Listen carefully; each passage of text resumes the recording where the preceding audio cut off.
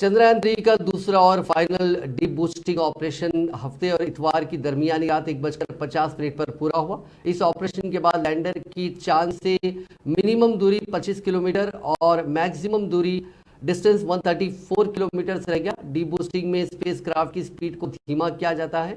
इसरो ने social media platform x यानी Twitter पर पोस्ट में बताया कि अब लैंडर की इंटरनल जांच होगी और जब तक लैंडिंग साइट पर सूरज नहीं निकलता तब तक इंतजार किया जाएगा। 23 अगस्त को शाम 6:04 पर सबसे कम दूरी यानी 25 किलोमीटर की ऊंचाई से सॉफ्ट लैंडिंग कराने की कोशिश की जाएगी।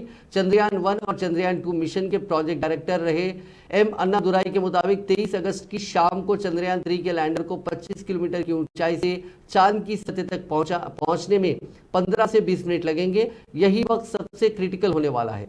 इसके बाद विक्रम लैंडर से रैम के जरिए 6 पहियों वाला प्रज्ञान रोवर बाहर आएगा और इसरो से कमान मिलते ही चांद की सतह पर चलेगा।